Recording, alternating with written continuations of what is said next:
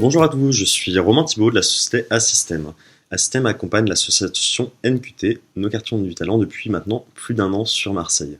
J'ai la chance d'accompagner depuis quelques mois des jeunes dans leur recherche d'emploi.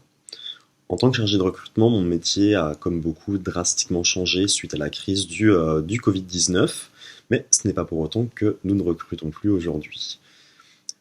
Donc on continue de recruter tout simplement par les biais du téléphone ou par Skype. C'est pourquoi je vais vous donner quelques conseils pour réussir vos entretiens par Skype ou par téléphone. Dans un premier temps, l'entretien de recrutement à distance reste un entretien de recrutement. Donc comme tout entretien de recrutement, il faut s'y préparer au préalable. Pour préparer correctement cet entretien, il faut dans un premier temps se renseigner sur le site de l'entreprise, trouver de l'actualité sur le secteur d'activité, les grands projets. En fait, il faut montrer à vos interlocuteurs que vous avez déjà quelques connaissances sur la société et sur le secteur d'activité. Autre point à ne pas négliger, les missions du poste. Il faut toujours, dans la mesure du possible, demander une fiche de poste. Le but étant d'analyser l'ensemble des missions et de préparer des questions.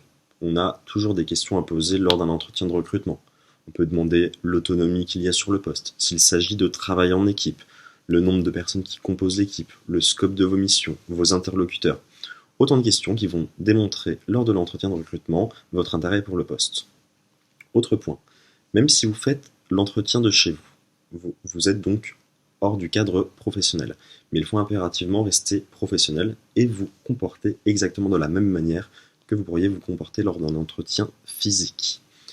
Si pour un entretien physique, vous imaginez que pour cette structure, la chemise est de rigueur, par exemple, donc ne lésignez pas sur ce détail et portez une chemise. Il est également important de vous entraîner au préalable, tout comme un entretien physique, donc de vous entraîner à préparer votre speech pour dire un petit peu toutes les missions, tout le parcours que vous avez effectué.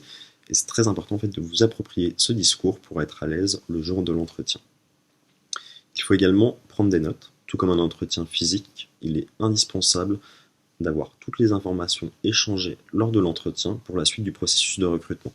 Bien évidemment, on ne peut pas retenir 1 heure d'entretien, donc il reste indispensable de prendre des notes.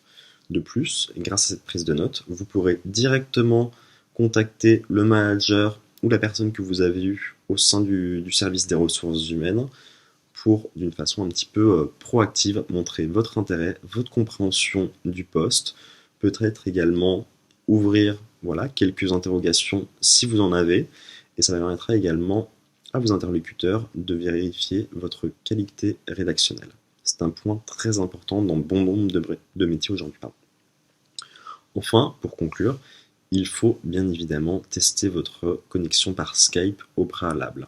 Bon nombre d'entretiens ne démarrent pas à l'heure puisque le candidat a des problèmes de connexion qui pourraient être évités si le candidat avait au préalable fait des tests pour pouvoir se connecter.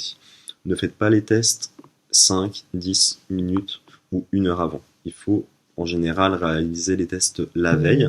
En cas de problème, vous avez le temps d'essayer de régler cette situation, ou vous pouvez prendre contact avec le recruteur ou avec le manager afin de lui exposer votre problème et trouver une nouvelle solution pour pouvoir faire cet entretien. Pour résumer, donc vous devez dans un premier temps vous renseigner sur l'entreprise, sur son actualité et sur le poste. Vous devez également préparer vos questions, préparer la présentation de votre discours, de votre parcours, et adopter toujours une attitude professionnelle.